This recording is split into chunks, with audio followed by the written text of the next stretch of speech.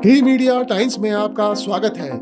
कल्याण महिला मंडल व हरिनाम संकीर्तन परिवार के संयुक्त तत्वाधान में रामनिवास बाग के शिव सत्संग भवन के सामने स्थित स्काउट गाइड सभागार में भागवत कथा के 5वें दिन बुधवार को व्यासपीठ से अकिंचन महाराज ने भगवान श्री कृष्ण की बाल लीलाओं के विभिन्न प्रसंगों का श्रवण करवाया। नटखट श्री कृष्ण बाल लीला की कथा सुनकर श्रद्धालु भगवान कृष्ण की जय जयकार कर भाव विभोर होकर झूम उठे। महाराज ने श्री कृष्ण को प्रिय बांसुरी की महिमा का वर्णन करते हुए कहा कि श्री कृष्ण जब बांसुरी बजाते थे तो पूरा गोकुल मंत्र मुग्ध हो जाता था। बांसुरी की इस बात का संदेश देती है कि हमेशा मीठा ही बोलो। उन्होंने आगे कहा कि बांसुरी बिना बजाए बजती नहीं। कहने का तात्पर्य यह है कि जब तक जरूरत न हो अनावश्यक न बोलो। उन्होंने बांसुरी की तरह बनने की बात कही। उन्होंने कहा कि जो बांसुरी जैसा बनता है वही ईश्वर को प्रिय है, प्रभु उसी को ही अपनाते हैं। इसके साथ ही महाराज ने कहा कि जीवन में कितने ही दुख आए लेकिन मनुष्य को धैर्य नहीं खोना चाहिए।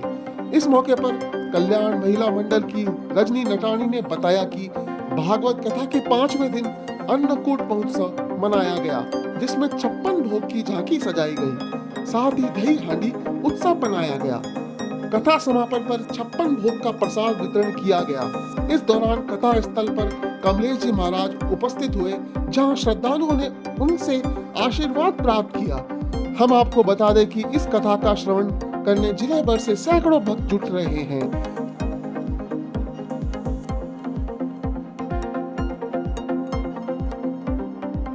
देवा बोलो सतगुरुदेवा, जय गुरुदेवा बोलो सतगुरुदेवा, जय गुरुदेवा बोलो सतगुरुदेवा, जय गुरुदेवा बोलो सतगुरुदेवा, जय गुरुदेवा बोलो सतगुरुदेवा, जय गुरुदेवा सतगुरुदेवा, जय गुरुदेवा बोलो सतगुरुदेवा, जय गुरुदेवा बोलो सतगुरुदेवा, जय गुरुदेवा बोलो सतगुरुदेवा, इन चरणों की दे दो सेवा, इन चरणों की दे दो सेवा। जय गुरुदेवा बोलो जय गुरुदेवा, जय गुरुदेवा बोलो सतगुरुदेवा, जय गुरुदेवा बोलो सतगुरुदेवा, जय गुरुदेवा बोलो जय गुरुदेवा। इन चरणों की दे दो सेवा। जय गुरुदेवा बोलो सतगुरुदेवा, जय गुरुदेवा बोलो सतगुरुदेवा, जय गुरुदेवा बोलो सतगुरुदेवा, जय गुरुदेवा बोलो सतगुरुदेवा। बोले सतगुरुदेव भगवान की बैठिए। देखिए, और आप देखिए फोन के निवेदन पर इतनी सरलता कहीं देखने को नहीं मिलती है कि एक फोन के निवेदन पर आप हम सबको आशीर्वाद देने के लिए पधारे। हमारा बड़ा सौभाग्य है। बोले जय गुरुदेव भगवान की जय हो। सभी बैठ जाए, खड़े कोई ना रहा। वेणु गीत कथा का हम लोग श्रवण कर रहे थे। गोपियां कहती हैं हमारी आंखों की सफलता इसी में है जब प्यारे श्री कृष्ण बलराम जी और गोप बालकों के साथ में वन में गाय चरा रहे हों,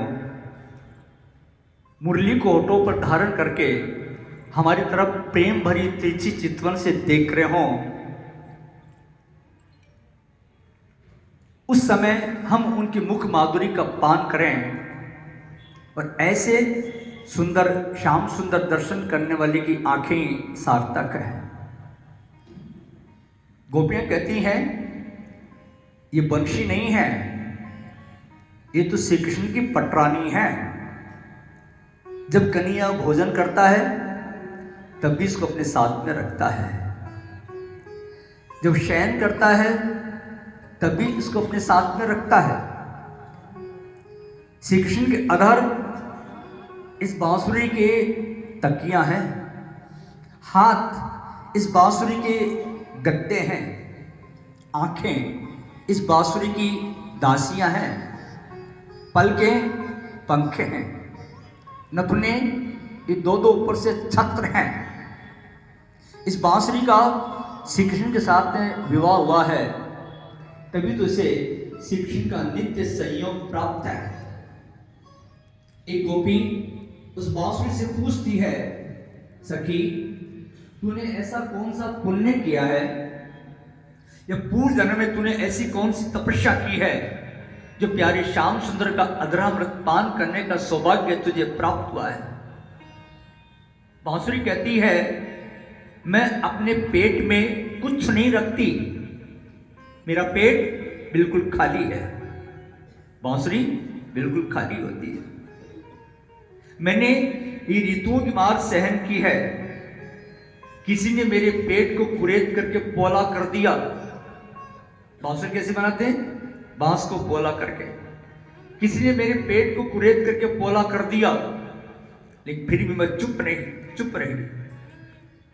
किसी ने मेरे सीने में छेद कर दिए, फिर मैं कुछ नहीं बोली। मैंने कई कष्ट सहन किए हैं, इसलिए प्रभु ने मुझे अपनाया है। जो बांसुरी जैसा बनता है वही ईश्वर को प्रिय है, उसी को प्रभु अपनाते हैं। बांसुरी अपने पेट में कुछ भी नहीं रखती है, और डंडा अपने पेट में क्या क्या चीजें रखता है? डंडा किस काम में आता है? मार पिटाई के, लड़ाई झगड़े के काम में आता है। ये चीजें डंडा अपने पेट में ये चीजें रखता है। राग, द्वेष, बैर, कटुता, ये चीजें पेट में रखने लायक नहीं है। बांसुरी ने बहुत कष्ट सहन किया है, इसलिए प्रभु ने उसे अपनाया है। ध्यान रखना मेरे भाई बहन, जीवन में कितना भी दुखद प्रसंग आवे, धैर्य नहीं खोना चाहिए, धीरज नहीं खोना चाहिए। जो दुख सह लेता है उसके पाप जल जाते हैं। कम खाने वाले का शरीर निरोगी रहता है, और गम खाने वाले का मन निरोगी रहता है। एक बात तो निश्चित है, जो दो चीजें खाता है, कम और गम, वो अपने जीवन में दो व्यक्तियों से कभी नहीं मिलता है। एक डॉक्टर, एक वकील। कम खाओगे शरीर निरोगी रहेगा, डॉक्टरों के चक्कर नहीं लगाने पड़ेंगे। और गम खाओगे मन निरोगी रहेगा, किसी से लड़ाई झगड़ा नहीं होगा, तो वैद, कोर्ट कचहरी और वकीलों के चक्कर नहीं खाने पड़ेंगे। बांसुरी अपनी स्वामी की इच्छा अनुसार बोलती है, अपने आप नहीं बोलती है। उसके स्वामी उसे जैसे बुलाते हैं, जैसा बजाते हैं वैसा बोलती है, और बोलती है तो मीठा। बांसुरी बोलती कितना मीठा, कितना आनंद आ जाता है। तो मेरे भाई बहन, तुम भी वही बोलना जो प्रभु की इच्छा हो, जो प्रभु को अच्छा लगे। और बोलो तो मीठा बोलना, मधुर बोलना। किसी के दिल को चोट लगे ऐसा कभी मत बोलना। ध्यान रखना मेरे भाई बहन, लकड़ी की मार को बुलाया जा सकता है, शस्त्र की मार को बुलाया जा सकता है, लेकिन शब्द की मार को, वाणी की मार को कभी नहीं बुलाया जा सकता है। जीवन भर के लिए गांठ लग जाती है। मीठा बोलना। बांसुरी में एक गुण और है, बांसुरी जब अकेली रहती है तब मौन रहती है, तब नहीं बोलती है। और मौन का अर्थ है मन से भी कुछ ना बोला जाए। कई लोग शारीरिक मौन तो रख लेते हैं, लेकिन मन से न जाने कहां घूमते फिरते रहते हैं, न जाने किसी से बातचीत करते रहते हैं। मानसिक मौन ही सर्वोत्तम मौन है। एक सखी कहती है, कन्या की बांसुरी वादन से इन वृक्षों को बड़ा आनंद होता है कि उनकी बेटी का विवाह प्रभु के साथ में हुआ है। बांसुरी वृक्षों की बेटी है।